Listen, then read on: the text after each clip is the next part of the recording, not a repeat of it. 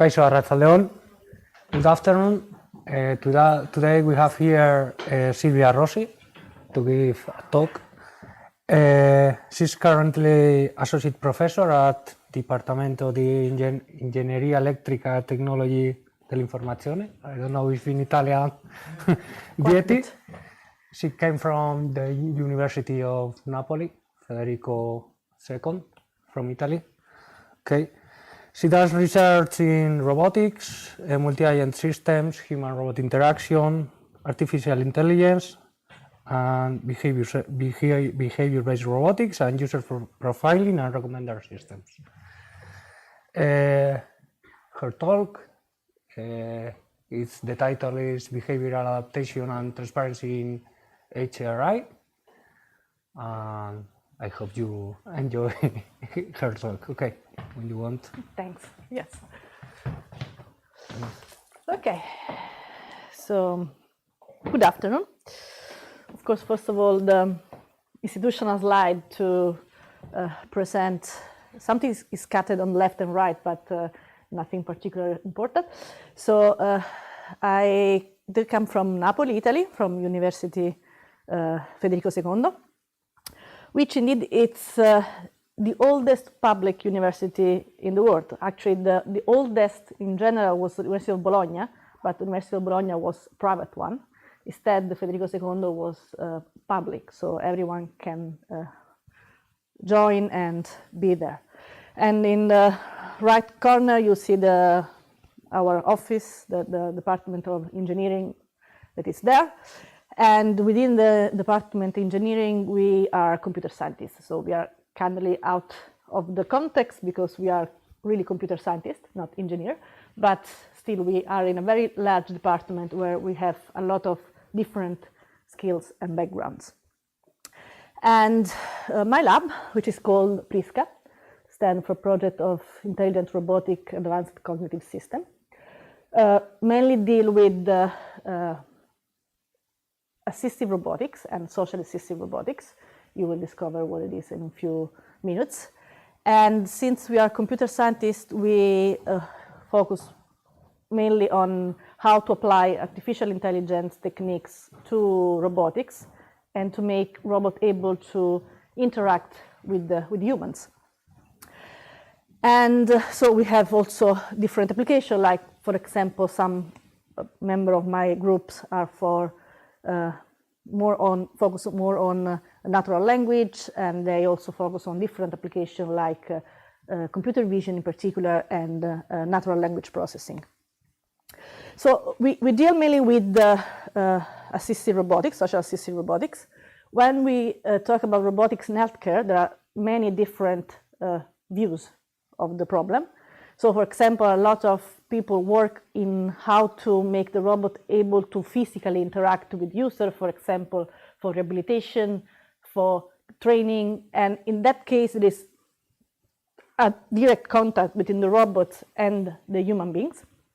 In our case, we focus more on the so-called social assistive robotics, in which the assistance, also in case of a healthcare application, is provided through the interaction itself, like the verbal interaction or the interaction through different modalities like tablet, gesture, or whatever. And typically there are also, that's an example in a particular case, which is dealing with elderly people. There are many different robots that could be used for this kind of interaction. For example, from the left, you see robots that are called telepresence robot. So they are typically tablet with wheels, so they can be controlled remotely to be in another place using the device. And typically this kind of device are no autonomous at all. And so this also put very low expectation on user because they know that something that is controlled from someone. And then we go further on the right, we have the so-called robotic pets. And these are very simple robots with few behaviors that can be expressed. For example, a very well-known robot is the Paro robot with an animal shape. And also the robotic, that specific animal actually has more acceptance with respect to others. For example, there are few robots that are in the shape of cats or dogs or stuff like that, because typically it's much more difficult to make a behavior which is natural, because everyone knows how to deal with dogs and cats. So whenever there is a robot and his behavior is not related to a real dog or a real cat, then something is strange. But for example, for the Paro robot, no one really interacted with this kind of animals in life. So it's why this kind of robot is very accepted and used in therapy. Then we have the so-called service robot. So they are very complex robots that make different tasks, like also bringing stuff around and manipulating objects. And typically they are very expensive robots. And then at the end, we have the so-called social robots. They may have also look like human beings, so they have an anthropomorphic shape.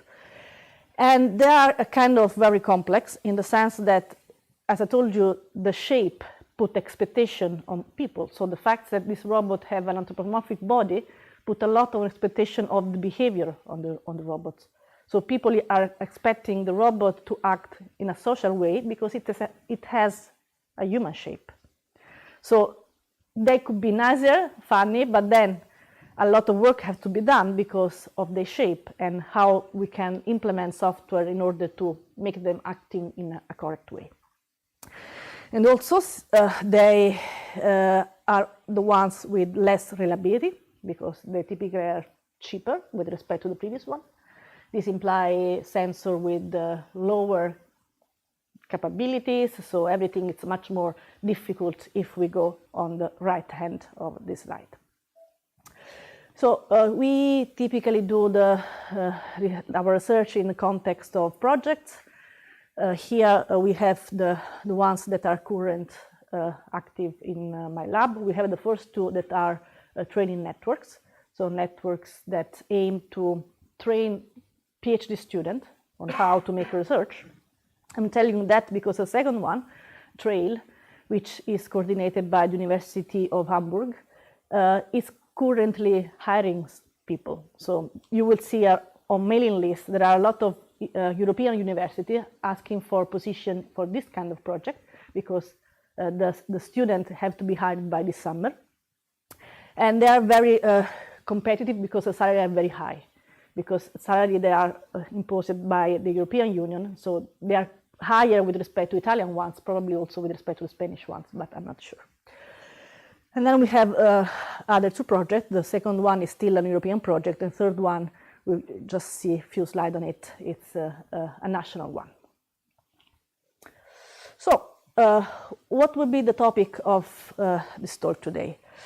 I told you that when we are dealing with the humanoid robots or robots that somehow resemble the shape of a human being, there are a lot of expectations. And these expectations are related to the fact that they have to act in, let's say, a socially acceptable way. So even though they are making simple things, people are expecting them to behave like human beings or respecting some norm with respect to their behavior. So in order to do this, there are three main points that have to be tackled. The first one is awareness. So in order to act in a human populated environments, they need the capability to reason on what is going on around. So it's not just taking input from the user, but themselves to be able to look around, understand which this current situation, what the people are doing, and then what is the context of their application. The second one is adaptation, because once that they are able to perceive correctly the external environment, they have to adapt to the current situation. So it's not the case that we develop a robot, the software that is good for everyone. So everything we are making have to be contextualized and adapted to the current user or the current situation in order to succeed. Otherwise, there will be a failure. And the third thing, since the robot is somehow a black box for the user, its behavior, why it's acting in a specific way, should be somehow transparent. Transparent means that the user should be able to understand why the robot is acting in a particular way and what are the goals of the robot. that's related also to artificial intelligence in general, but with robotics it's even more challenging. So let's start from awareness. So what are the challenges in this field? So here there is a commercial on the right, and it's a commercial of a vacuum cleaner robot. So the commercial should say that, okay, you are just relaxed, watching TV, eating popcorn, and this robot cleaning the house. So that's the goal of the commercial. And I think that this goal is wrong, because you have to picture that you are relaxed, eating popcorns, watching the movie, and then something very nice starts cleaning the house. And so you're pissed. You don't want that everything disturb your relaxing period. So this is a wrong example of not be aware of what is going on. So the robot should be able to think about, okay, that's the right time to go and clean, or okay, everything is very quiet, so the lady is watching TV, probably it's better to postpone my activity in another period. Typically when we talk about awareness, there are three kind of different, let's say, group of things that the robot should be able to reason on. The first is the physical context. So something that somehow can be directly measured by the sensor of the robot. And then there is a more general context, and at the end there is the one we are interested more is the user context. So what the user are doing, what are their preferences in interaction. So how we can understand all these things in order to make the behavior of the robot more adaptable and so accepted. So if we want to think about monitoring the behavior of the user, because something is needed for the robot, we of course imagine a very sophisticated lab environment or house environment where you have a lot of tons of sensors for knowing what's going on. So you have a sensor on TV, on the couch, on the machine, something like that. So you may have all the sensor in the house, and so the robot could rely on the information on this sensor to reason on the user. So that's the imagination. The reality is very different. So you have houses crowded with the furniture, with a lot of things on tables that could be broken. So the robot instead have very difficulties in moving around in a real house, or at least in a real house in Naples. So when you have to deploy things in real world, you have to forget about the ideal configuration and think about you have a very simple robot that have to work also in case of no internet connection, for example, or a strange situation. So you will end up in developing things that are very simple, but the simplicity means also that can be deployed in a real environment. So what are the challenges in this case? First of all, if the robot have to be deployed in a real environment and have to perceive what's going on by itself, then there is no face-to-face interaction. I don't know if any of you have ever saw a data set that are typically used for machine learning or for HRI. Typically you have a very well face of a user in front of the camera interacting with the robot. Well, that's, again, not the reality, because in reality you have different angles, you have different way you see the user, somehow from the back, from the front. So it's not the case that you have this very nice data set and you can train your system to work on this data. So you have to think about that your data will be dirty, will be very noisy, and there will be a lot of changes in the perception of the robot. And sometimes also you are interested in interpreting the so-called nonverbal cues of the user. So it's not just direct input, so the user say, I want this. But it's user like doing a face that means, okay, I don't like what you're doing. So you have a lot of things that the robot should be able to look at and to reason on. And sometimes so you have to rely on many of these things. And also, for example, in the case of the lack of these things. So it's not that you want to you're looking for something, but you're also looking for the absence of something. We will see some example in a few minutes. And then once you tackle this challenge, which are very difficult, you have to reason on these things in order to have, for example, modeling what the user is thinking, what the user wants to do in order to act accordingly, or, for example, make some intention recognition on the user. So let's start from a very simple example. One thing that you could be interesting to is understanding what the person is doing. Because if I can understand what the person is doing, then I'm able to decide how to interact with that person. And for example, you may want to be interested in understanding what the user is doing in their own environment. Here, for example, you have an example of people talking at the phone, watching TV, talking, or ironing, or making coffee. Regular things that you can do when you're at home. And in that case, you may have very good data, but again, all the data will be noisy and taken from different angles, so you really need to think about that, because your data set will not be very clean and nice. But then you can start thinking, okay, how can I take this data? Because now taking the skeleton data, here in the example you see that near the person you see points. These points correspond to the movements or joints of the person. And tracking this movement on time, you can use this data to reason on the activity the user is doing, okay? So, of course, you can use this data, you can make your model.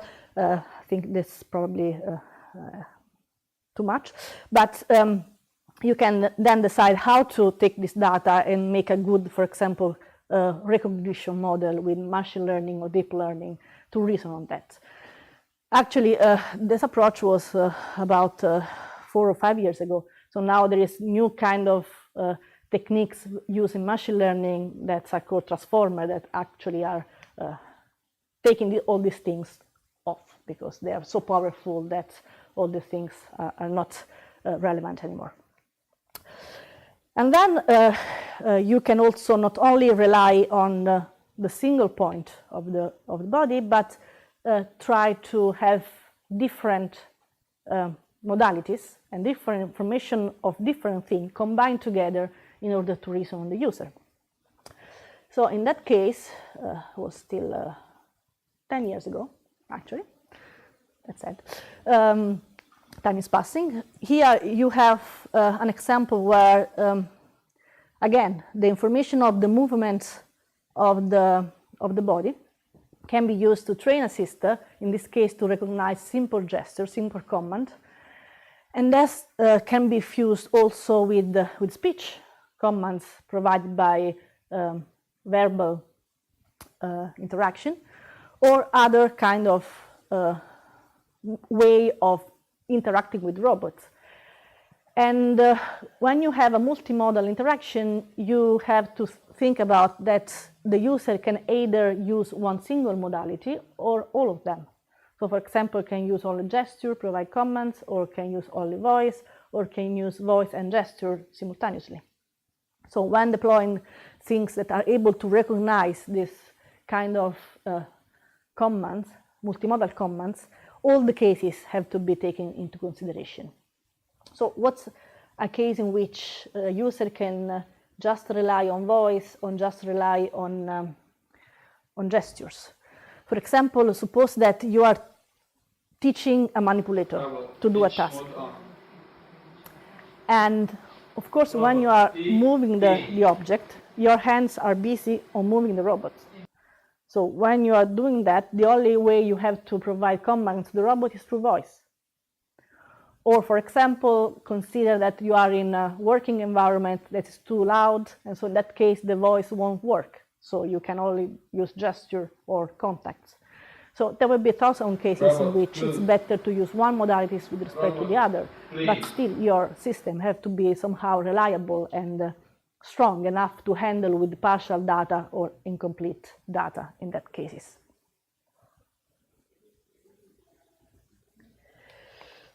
But then we are also interested in the so-called nonverbal communication. So something that it's not explicitly a command.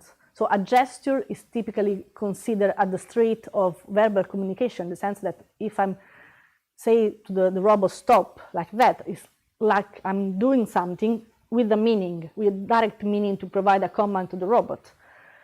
But we are also interested in how to reason of something that is not really a verbal communication or a direct command to the robot, but still may have some important meaning for the robot itself. And in particular, in HRI, what is important are two things. One, it's the evaluation of the engagement. What does it mean? If the robot is interacting with the human beings, the robot should be able to evaluate how much the human is engaged in interaction. Is he willing to interact? Is he actively participating in interaction, or it's bored? I'm losing his attention, stuff like that. So the robot should be able to take this kind of measurement and use this kind of measurement to change its behavior. But we are also interested on the opposite side. So it's not just only engagement, but could be also distraction. So disengagement. So it's the robot behavior distracting or boring or annoying the user. So again, like the case of the Roomba robot. So we would like also to evaluate if what I'm doing somehow has a negative effect on the robot, so distracting from its activity, because that could be avoided. So again, if you are evaluating distraction and not engagement, then again, you are in the case that you are trying to measure the lack of something, so the lack of engagement, or you measure something that is not face-to-face communication. So I'm moving around, as in this case, the robot is moving around, the lady is talking at the phone, and the robot should be able to understand, okay, my movements are distracting the user, or the user do not want to interact with me. And the problem is that, again, what I have to measure in that case, what are the cues that I have to use to evaluate if my behavior is distracting, or it's boring, or is having a negative effect on the user. So in that case, we also thought, okay, let's try to understand if we can use, for example, the same things that could be used in case of engagement, also for evaluating this engagement. So typically when you evaluate the engaging factors, or what if the user is engaged with the robot, you measure, for example, the eye gaze of the user toward the robot, you measure the duration of the gazes, you measure the body posture with respect to the user, to the robot. And we thought, okay, let's try to understand if this feature can be used also for evaluating distraction and disengagement. And that's the case. For example, you see the two ladies there, they are ironing. So they were supposed to pay attention to what they are doing. But since the robot approached them, they were start looking at the robot, smiling at the robot. So they were disengaged with respect to their activity. So it's something that we don't want the robot to do. And also, there is a very big no without odds at the bottom, in the sense that in HRI there are a lot of studies in which the behavior of the robot is simulated. So I'm controlling the robot, I'm simulating the real behavior of the robot, and I'm testing something. Well, without odds, this kind of modalities could be a good one when you have to get initial data of something. So I'm trying to developing my robot, the behavior of my robot. I'm trying quickly to understand if what I plan to do may have some effects. But in the end, what you want to have, it's real robots. So robot that works, they get data. So when you're developing something, even if it's simple, you have to go through the idea of having a system that do not use any remote control. So have to be autonomous. And in the end, another thing that you can use to this sort of recognition of what the user want to do. Because at the beginning we saw the activity recognition, so I'm able to recognize what the user is doing this action now in this moment. But also could be interesting to understand what is the plan. The example typically when you deal with intention recognition is like making a dish using a recipe. So you make single step, and you are able to recognize each single step individually, but then your idea is try to recognize what's the goal at the end. So which kind of dish I'm preparing. So in future, the ability of the robot should be not only to recognize the single activities, but also to infer possible intention, the goal behind the single activities. So that was the part for awareness. So let's move to adaptation. Of course, awareness is not solved. So let's suppose that we are able to recognize everything and make the robot able to get good input from the external world. What we can do for adaptation? So first of all, what can be adapted in the robot behavior? And which are the features that are relevant for such adaptation? And such adaptation can be done on the fly. So it can be done while the robot is acting or while the robot is moving around. So what can be done in, what can be adapted? If you ever had courses on software engineering, you know that there are functional and non-functional parameters on a software. The same is for robotics. For robots, you may have that you can have a functional adaptation of what the robot do. So actually changing the action. So changing the current action the robot wants to do. But also we have a non-functional adaptation. Non-functional adaptation in robotics means that the action is still the same, but I change how to make the action. For example, a simple example, I'm going from here to there. I can go from here to there with different trajectories, so with different speed, and so on. So it's not just the action, but it's the way the action is accomplished. And for doing that, for example, for the functional adaptation, we typically rely on, again, concepts that come from software engineering, for example, in which we can think about the action of the robot as services that could be put together, like in a plan, in order to accomplish some tasks. For example, suppose that we have a robot that has to monitor the behavior of a user, so the example we saw before. And the robot can do this kind of tasks in different ways, but with different functions, actually function to be used by the robot itself. So the robot, for example, can do it by using the camera, or can do it by asking the person, what are you doing? So these for us are different functions. But for each function, there could be something that helps us in selecting which is the best function. And that in that case could be, for example, the so-called quality of services. For example, if I ask directly the user, what are you doing? Then this means that somehow I'm intruding the space of the user, I'm invasive with his activities. Or if I do it just by serving the user, in that case, it will be less reliable, but also less invasive. And then,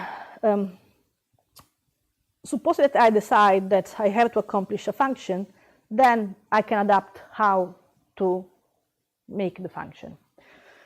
So we gave the example of trajectory speed. And here there is a very simple example of a manipulator, you'll see in a minute, that have to deliver an object to the user. And this delivery could be done with different speeds. For example, how these speeds could be decided. In that case, the speeds are with respect to the speed of the user itself. What does it mean? It means that if I'm standing still, I'm just observing the robot can move at high speed.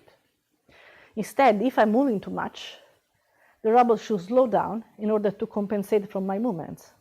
Or eventually, if I'm turning away, the robot should stop, because then I'm not looking at the robot anymore.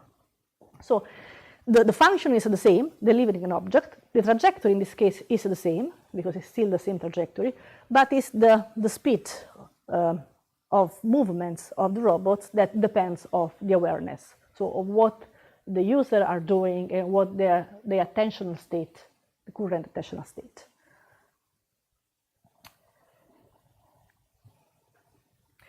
Another thing that can be adapted is the proxemics. Proxemics is how I handle the distances and the trajectory around the user. And typically in the literature, there is a strong correlation between how I'm feeling comfortable with the robot with respect to distance from me and the robot with respect to my personality. So if I'm open as a personality, I like also the robot to be closer. If I'm more neurotic, I don't want the robot to get too close, otherwise I get scared. So in principle, this kind of individual characteristic of the user could be used for adaptation on non-functional capabilities of the robot. But then there are also other things, because for example, it could be different if I'm standing up or seated, because if I'm seated, probably the robot can come closer. If I'm standing up, no. So again, the robot should be able to recognize the pose of the user and use this information to adapt its behavior. Or the robot should be able to understand what I'm doing, because what I'm doing has an impact on how it should behave with respect to myself. So if I'm very busy, it should be staying far away. If I'm in a social mode, like I'm talking with friends, it could come closer and stuff like that. And it's actually true that the behavior of the robot have to be adapted to this kind of situation, because then the evaluation of the interaction is different. So the user will evaluate differently if the robot is adapting to itself or not. And of course, this can be done in a very simple way. So if we are able to recognize what the user is doing, then adapting the trajectories and also the distance is not too complex. So it's just very simple geometrical reasoning, and this kind of adaptation does not depend on the robot, because here you see that there are different robots. We have a Pepper robot and also a very simple Roomba-like robot just with a camera. And they can use the same adaptation on the fly to recognize what the user is doing, and using this information to react and adapt their trajectory toward the final user. So, as I told in the beginning, they're very simple things, but at the end, if we manage to do simple things in an adaptive way, then we are able to deploy them in real worlds. So you see on the bottom there is Pepper that recognized that the user was watching TV and approached it with a particular angle at a particular distance. And on top we have the Roomba one that recognized the cooking behavior, and so their trajectory and distance was different. Well, just give you would say that anyone that work on robotics at the end will make a Frankenstein. So anyone has his own Frankenstein, that's mine. And my Frankenstein is a bartender robot. Why a bartender robot? Because it's a very challenging task, not from the manipulation, but from the interaction. Because actually a bartender is something that knows you very well, know your taste, know how you want to talk about, how long you want to talk about. So there are things related to the user, to a specific user, that the bartenders, or at least the one that know you better, knows. So from a scientific point of view, we thought, okay, this could be a very cool scenario to prove how we are able to learn from the user, make the model of the user, and then adapt with respect to the user. And okay, that's the robot. And of course, to make these kind of things, there are very complex architecture. Buonasera Antonio, come butta? That's in Italian, but Tutto bene, grazie. Mi fa piacere.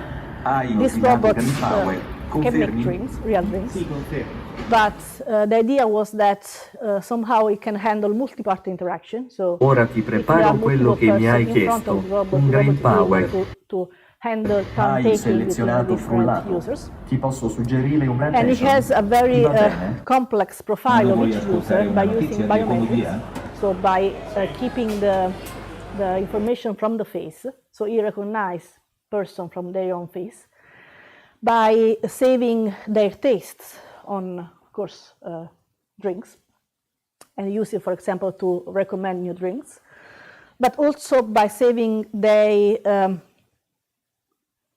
characteristic during interaction, for example, which are the topics they want to talk on, or what are the lengths of interaction they like. And for example, this robot takes news and talk about news from regular using site, but also statistics one. So it's able to understand if you prefer a joke or you prefer a serious conversation. And it keeps this kind of model and update it from time to time. Of course, you have to think that this kind of devices are not to be sold, because of course there are a lot of things regarding privacy, security when you deploy these kind of things, because you cannot just save the biometric information of people, you cannot just save everything. So they're just for research. And also you have to think about that whenever you have such a complex model of the user, then it could be tricky also to understand how the robot uses this information in a public setting. Because suppose that the robot knows that I like to drink a lot of beer, and I'm here with my boss, and he say, okay, do you want 10 beers? Something like that.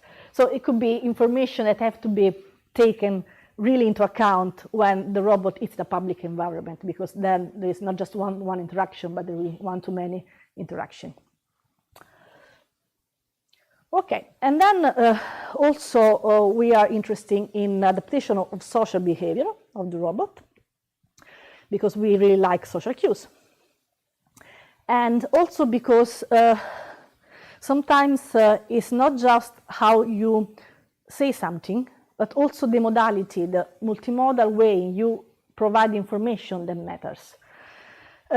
Typically, the example we use when we deal with the social adaptation is dealing with the recommender system. So a recommender system is what you have when you go to Netflix, Amazon, so all these things that profile your buying behavior and use this information to sell additional things. In that case, it's proved that it's not just the profiling mechanism, but it's how you present things to people. So how, in that case, the interface, how you group things or stuff like that. But in case of the robot, how you express emotion, how you use gestures, so how you use all these typical cues to provide information. And for example, we tried some manipulation of the behavior, for example, using gaze. So gaze is something that you typically use when you have to talk with someone. So you want to look at your partners.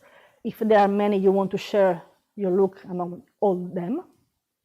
But then it could be used also to influence their decision, because if you are staring too much at a person, then this person feels somehow more observed, at least, by the robot. For example, we try to understand if the gaze of the robot could be used to influence a group decision process. In that case, we had, again, a movie recommendation. So the robot has to recommend something for the whole group. So one thing for a group of persons. And the thing that were recommended was fine for two of them, not so good for one of them. So the robot knew that the movie that he was about to propose was very good for two members of the group, not for too much for the last one. And so we try to understand if its behavior could help the reasoning, because somehow it was influencing the not so happy part of the group in order that they will reach an agreement easily.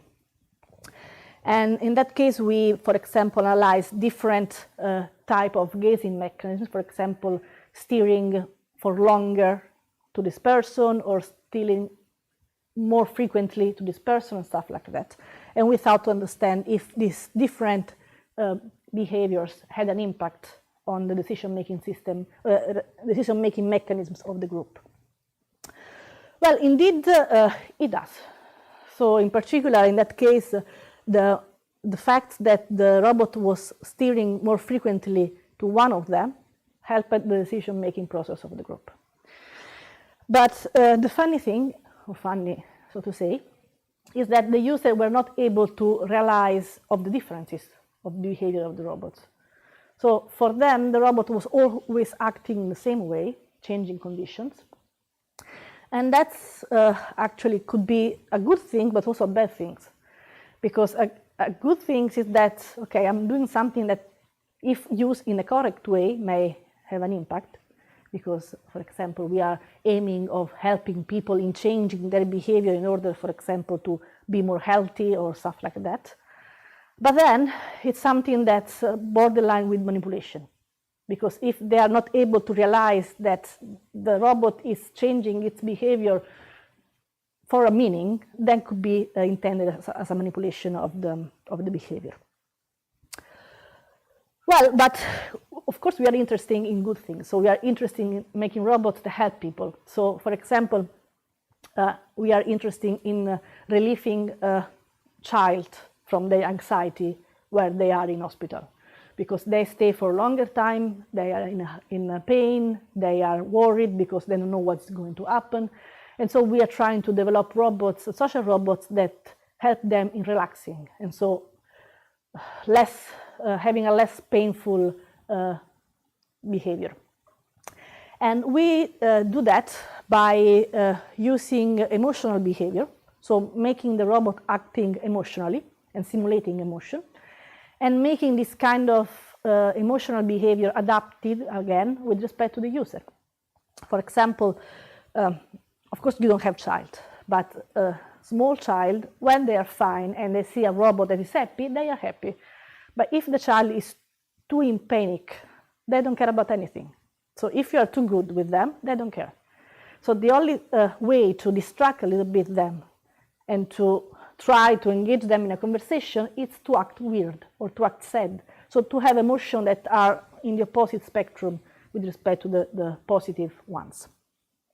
So we try to understand if this kind of adaptive behavior, emotional adaptive behavior, was having an impact with children. And in particular, in the first experiment, we had children in a vaccination center. Of course, vaccination is not too stressful, but still could be something that put them in an anxiety mode. And so, for example, here we have a children that was interacting with the now robot in the vaccination center. And for almost all of them, they did not realize that there were an injection, that they were making something. So they were just relaxed and everything was calm and good. But of course, this kind of setting is not so stressful. So we tried also to use this robot in ER. So in ER, of course, when there are cases that are marked as green or yellow, so they have to wait a lot in order to be visited. And we thought, okay, let's put a robot there in order that the robot can interact with them while they're waiting to be visited. Because if they are more calm, then they are much more better in explaining why they're in pain. So what are their symptoms and stuff like that. And so we had, in this case, 3 conditions. One with the robot, again, adapting with respect to the behavior of the user. One with no robot, so just the parents. And one with a psychologist, interacting with the child. So, surprisingly, the worst case was the children interacting with the psychologist. Was the one with the higher, in this case we measure something, and it was the cortisol. The cortisol is like something that can be measured from the salivary as an index of stress. And the child with the higher stress were the one interacting with the psychologist. We thought mainly because they were not able to distinguish a doctor from a psychologist. So for them, there were people with the white dress. So they were not able to differentiate if they were doctors or not. And of course, the best case, as we expected, was the one with robots, especially with the girls. So all the girls that interacted with the robots were always with less cortisol, with fewer level of cortisol in the blood. Well, the last topic I'm going to cover, because we are almost at the end of the talk, right? It's about transparency. So we said, okay, the robot should be able to reason on things, should be able to adapt with respect to the current situation, but then how it behaves should be transparent for the user. So the user should be able to reason itself. Okay, the robot is doing that because of that. Or the robot is, the goal of the robot is this. So just from observing the robot, I should be able to understand what is going on. And so typically, when we talk about transparency, we talk about two things. One is legibility, so I'm able to understand what the robot is doing right now. And one is predictability, so I am able to understand what the robot will do next. So these are the two things that are necessary for a safe and a very natural interaction with the robot. And also, they are kind of important if the robot is using learning mechanisms. So if the robot is learning its behavior, then its behavior changes from time to time. So it's something that is not easily predictable if it changes. And also there are some kind of learning mechanisms that are used in robotics that are called reinforcement learning, in which the robot actually makes mistakes in order to learn. So the robot is intentionally making mistakes, but the user then do not know that the robot is intentionally making mistakes. You just observe the robot and say, okay, the robot is stupid because it's making mistakes. So we want that also in this case, the robot should be able to express that internal state, so that is learning. So if the robot is able to express that it's learning, then we hope the user will not think that the robot is stupid.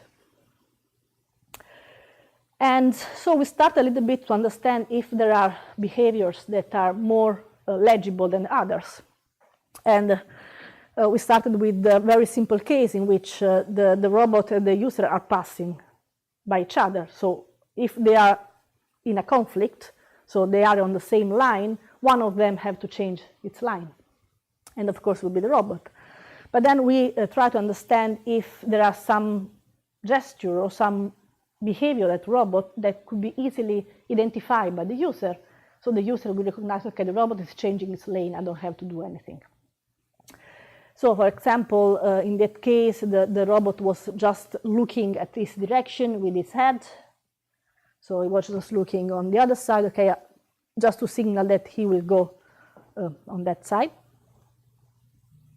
I'm sorry, I always refer to robot like he or she, but it's because in Italian we don't have the neutral case, so it's a bias, a language bias, so that it's not that I'm thinking that the robot is a man or a woman. In that case, in that second case, indeed, the robot is making a gesture, say, okay, I'll go there. So I'm more explicit, and I explicitly signal that I will change my line. And in the third case, the robot will use both. So we'll use the gates to get the attention of the user first, and then he will say, okay, I get the attention, and then I'll tell you that I'm going in that direction. So this kind of experiments can give us the idea if there are some cues that are more legible than others. And for example, in this case, the gestures were much more legible. So all the user recognized that the robot was about to move in another direction with respect, for example, using only the gates. But they were more legible, but they told us that their behavior was causing more discomfort. So more legible, but then less natural. So there was something strange in the evaluation of the behavior. Actually, what we expected that could be easily legible between human and human is not the same with robots. What happens is that some behavior, in order to be legible by the user, have to be exaggerated. So we are much more good in reading small changes in each other's behavior. With robot, we have to make it more strong in order that the user will understand what the user is doing. For example, in this case, we were evaluating if the user was able to recognize that the robot wanted to interact with him. And we used again the path, different gaze behavior. And the only case in which the user was able to recognize it quickly was in the case the path was not straight. So going toward Elena, so I want to interact with Elena, but I move in another direction while staring at her. So the fact that I was going in another direction and staring at her was much more easy to be recognized with respect to going straight and staring at her. Because going straight could be just a chance. Instead, if I do something different, maybe it's not the chance. And as I told you, we also were interested in understanding if while learning, a robot could be able to express the fact that it is learning. For example, here we have a very simple case of a robot was learning from the user a sequence of objects. It's an old game that it was called Mastermind, in which a user has an ideal sequence of objects and the robot has to learn from the user. In that case, where we use reinforcement learning, so the robot was making mistakes intentionally, we thought to use emotions on the robot face, because it's iCube robot, to express the fact that it was learning something. So the robot also made gesture in order to express the fact that it was more confident or less confident on the current action and stuff like that. So we are starting to work on that in showing internal state, so showing the learning behavior of the robot through the movements and the expression of the robot itself. Got stuck. Just give me a second, it got stuck. Hopefully it will, or not.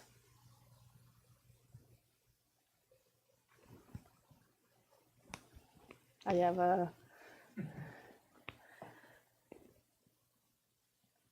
well, I'm gonna talk anyway. So, we use emotional reaction and we use different gestures. And we use this kind of things during learning with the human. But we thought that they could be good for expressing internal state. What we discovered indeed was that the people were thinking about that the robot was just reacting with respect to their behavior. So it was not an expression of their internal state, it was just a reaction with respect to what they were doing. So this means that it's much more complex than we thought at the beginning. So we are still working on that. So we are still trying to make the robot like Pepper, showing different emotional states while learning. And of course, since Pepper do not have a face that could be manipulated, we had to simulate the face on the tablet. And again, there is something much more complex than that, in the sense that even when people try to teach other people, like children, they try to use rewards that are not commiserated with respect to the task. What does it mean? If I'm teaching my son to do something, I say, oh, good boy, good girl. So I'm exaggerating my positive reward or negative reward in order, in my opinion, to make them learning quickly. But indeed, with robots, not like that, because robot has the same speed of learning from time to time. So somehow, again, we have to think about that. If we just take inspiration from human-human interaction and try to use in human-robot interaction, there will be some crucial differences in what we are doing. So, concluding, that's are the four topics the three topics we discussed today. And of course, there are challenges for each of them. The first of all, they are mainly linked to perceptual challenges. And of course, when we have to adapt the behavior of the robot, even though the adaptation process itself could be feasible, then the adaptation is linked to the perceptual challenges. So we are not able to close the loop in all the cases.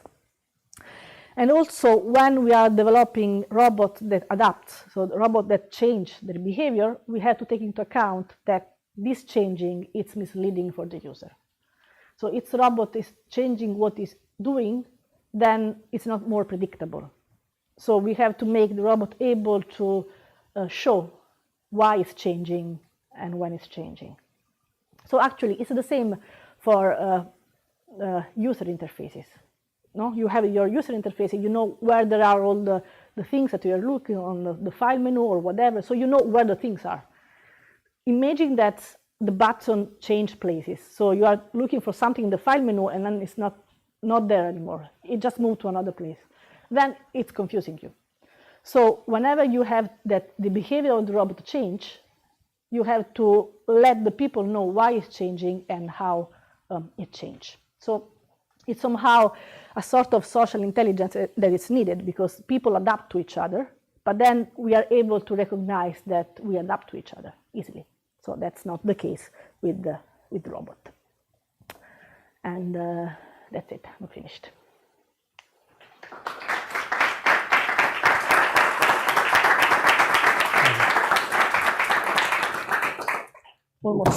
Almost on time. Okay. Thank you, Silvia, for your interesting presentation. Now, it's time of the students. You have any question about anything? So about anything? Don't be shy. Anyone wants to ask something?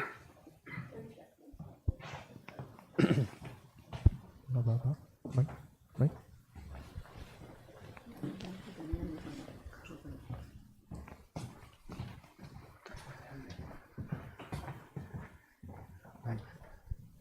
Okay, firstly, thank you very much for the presentation.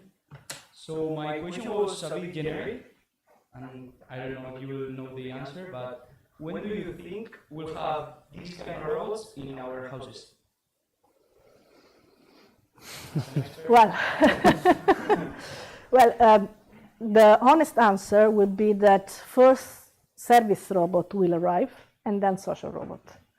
In a sense, I'm expecting that robots more complex of Roomba, but could be easily deployed and have a market much more easily.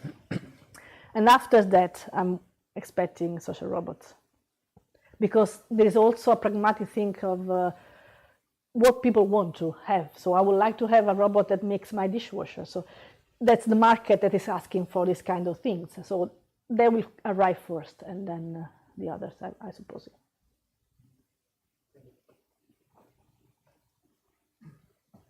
Any other question?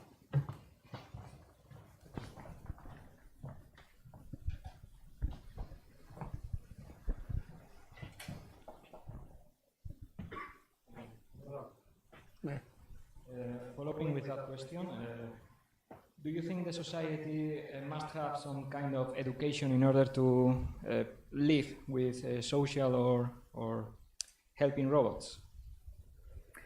I would say the less it's the better. Why I'm saying that? Because we actually deployed robots at home. So we had experimentation with patients with Alzheimer in their houses for a long time. And our results were surprising, because people that have a very low education, they loved it. So they wanted to have it back, they wanted to buy it because they loved it. People that were more from high-level studies, technological background, they were expecting more, because they are used to talk with Alexa, they know fictions, they know science, so they were expecting like Star Wars robots and stuff like that. So in that case, lower the expectation, better is the results. So that's why somehow also our role as a scientific disseminator have to be reconsidered, because sometimes we sell things that do not exist, while we should be very careful in presenting what can be done instead of what will be done in 20 years from now.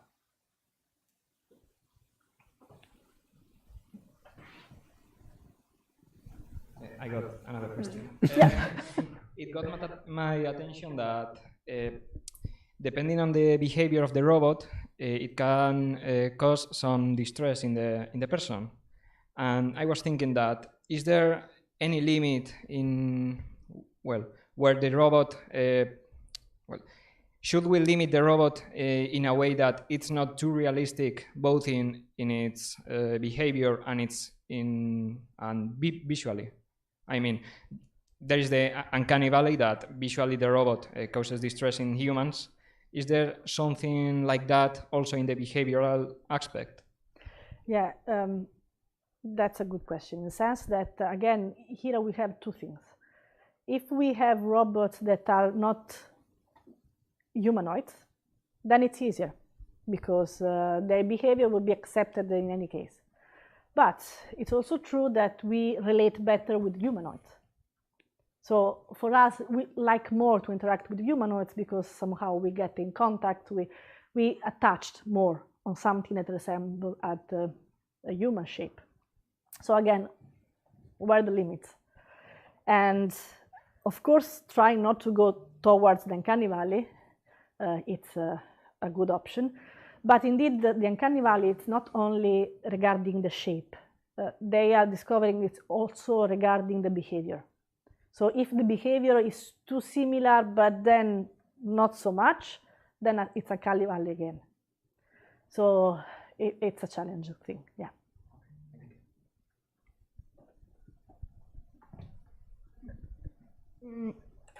Just for curiosity, have you find that the robot, that an emotion was more difficult for the robot to read, like fearness or sadness? Or to be read or to read? So to read from a person. Yeah. In that case, of course, the positive emotion are typically the ones that are best recognized.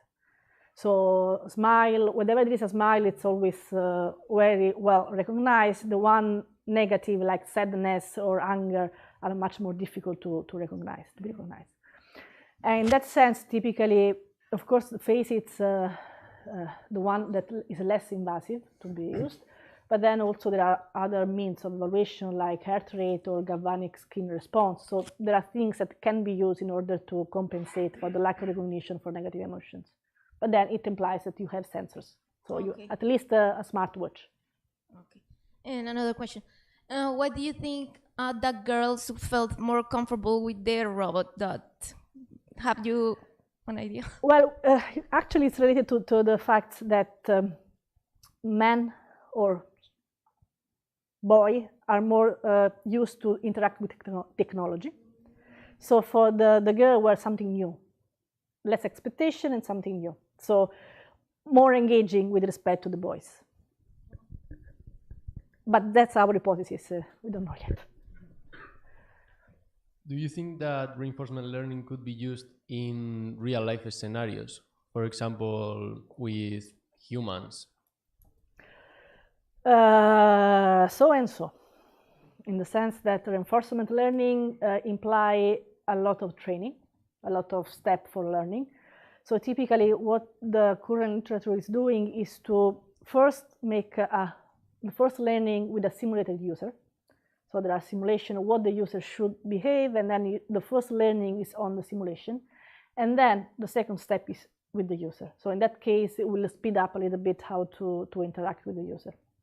But then there are also other things that you have to take into account. For example, there are a lot of research in so-called safe reinforcement learning, because you don't want every action to be explored. So there's something that should be limited, and so you put like shields or whatever to limit the choice of the robots when interacting in the real world.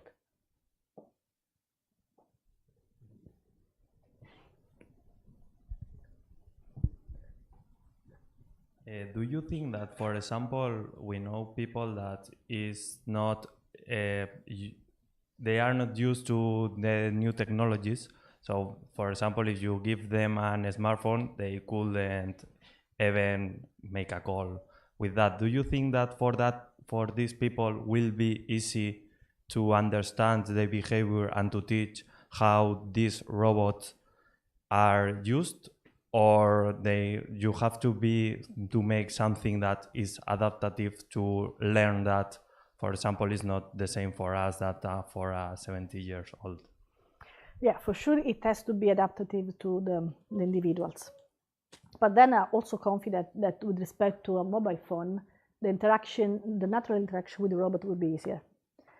Also because for elderly people, there were this kind of relationship with the robot in the sense that they thought that was something to be care.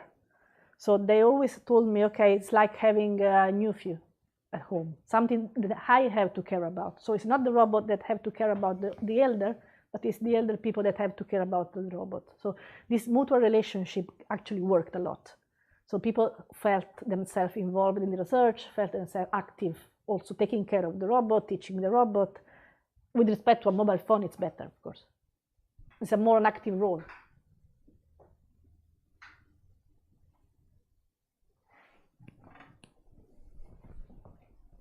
Any other question? I have one. When you talk about adaptation, you say that personality is related to about proxemics, that this depends on how is your personality. Mm-hmm. I think that the robot has to know what is the personality of the person who is interacting with. It's possible that the robot can adapt also. I mean, when I interact the first time with a robot, maybe I don't know if I'm shy, mm-hmm. I don't interact a lot with the robot, but with time I can change my perception of the robot. The robot, do you think it's also able to adapt, or they have to adapt also to different? Yeah, indeed they do have. The problem is that typically it's either one way or the other, in the sense that a lot of interaction works well if I'm adapting at your personality. So if you are shy, the robot should be shy. Other interaction needs the opposite. So if you are shy, you have to be extrovert. So understanding which of the two ways the robot should go, it's much more difficult. Because if you know that you have to align with the user or be in contrast with the user, then you can adapt. But decide which way, it's a little bit tricky.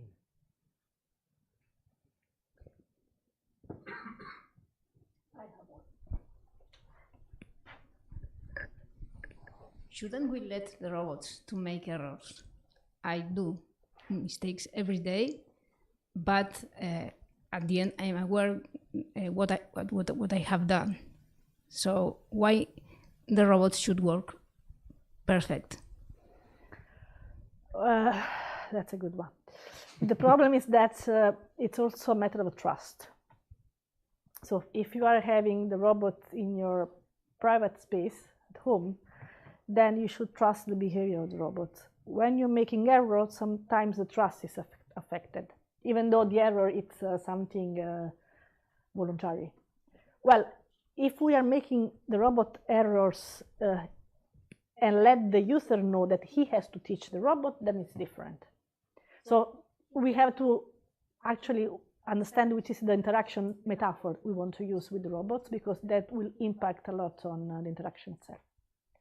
So actually defining which is the good metaphor for interacting with robot is still a challenging thing, I think. And a silly one. You said that your bartender is your Frankenstein. You make your robot a Frankenstein. No, I was joking because the look of the robot is awful. The question is, do you consider that Frankenstein is a robot? Yeah, maybe, I don't know. But I was joking for the look, because of course there was a research, so we just took two hook arms and a face. But it's very uncanny or awful. Actually, the reactions there are very polarized, in the sense they either love it or hate it, so there is nothing in between. When you talk about emotions, you show us Pepper showing different emotions. In the work that you have done with this robot, with Pepper, you consider an internal state of emotions during long interactions, or are only reactive emotions? Well, in that case where both reactive and related to the learning process. So with respect to the learning process, well, there are still reaction to the learning, so they are not on long term, yeah. But well, in that case, I would rather go through modulating the mood somehow, which is something no one does currently, because of course, emotional reaction is something very immediate. It's a reaction to an event, while the mood of a person is something that lasts longer. So we can eventually think about the robot that is depressed or whatever, in order to make something that is more on long term. And the robot is able to express different levels of emotions. I mean, emotions like, I don't know, happy or very excited. It can adapt depending on... the Pepper robot, yeah, but with the face on the screen. In the sense that, of course, gestures are very nice. They can be modulated, but then with gesture, it's difficult to get the modulation. In the sense that you make a little bit of happy, more happy, or happier, but with gesture, people do not recognize this kind of different level of emotion. In that case, the face would help a lot. Okay. Just to say, I don't know, there is actually the shift of the design of Pepper that actually now has a new company. And they are making this new robot that's going out in a couple of years, which it's like Pepper, but has a projected face. So they are trying to also use this kind of channel of interaction. It's a very cool robot. Expensive, but...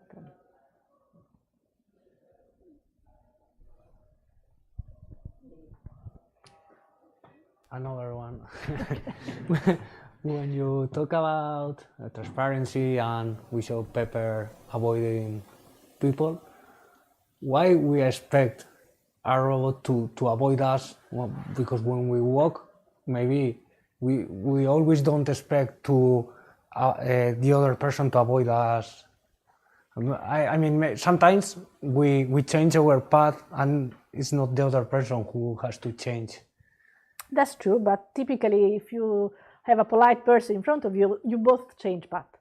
So it's not just one or the other. So you expect also the robot, and also you expect the robot not to treat you just a mere obstacle, because in that way would be not legible its behavior. Because if it only avoiding you like you were an obstacle, then they could collide or something strange could happen. So people are not obstacles. They have to be treated like people.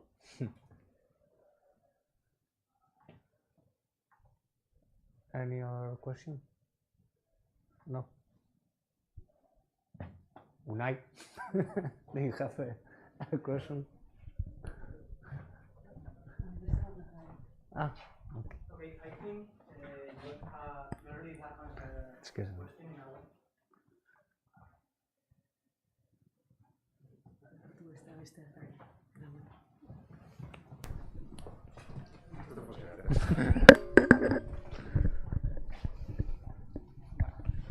Okay, so I will repeat the question. I think you already have answered the question in a way, but in the experiment you do with the children, with the comparing the psychologists with the social robots, you measure the cortisol to measure the stress, and I would like to know there is a difference obviously in the gender of the kids. The girls were more. Yeah, the girls. The boys accept worse the no, the robot was not adapted with respect to the gender. No, it wasn't adapted, but they received a worse response, or they receive a worse. I don't know how to say. Yeah, so I think. Do you do the experiments with different robots, only with one, with different aspect robots, or? No, you're right. No, we just did it with one robot with the same configuration, so that the appearance of the robot, the feature that the robot used could have an impact on that. Do you think it will affect the results? Yeah, probably yes. Yes, I agree. Thank you. And also, just to want to tell you that when you deal with this kind of experiment in real world, it's very heavy to be done. In the sense that, of course, at the end you get the results. You see that your developing technology have an impact, and that's what we are aiming for, of course, having an impact. But then there will be a lot of problem even for research, because you are not able to do whatever you want, and then your reviewer would say, oh, you didn't plan everything well, because you should have, I don't know, had the same number of people with anxiety and people with less anxiety. And then I reply, okay, I'm not putting anxiety by myself on children. That's what they are. So it's very challenging. So it's challenging from many points of view. It's time-consuming, but then it's something that we should aim at, because we should, even for simple cases, if we demonstrate that the technology we are developing may have a small impact, then we are contributing to something. So that's the point.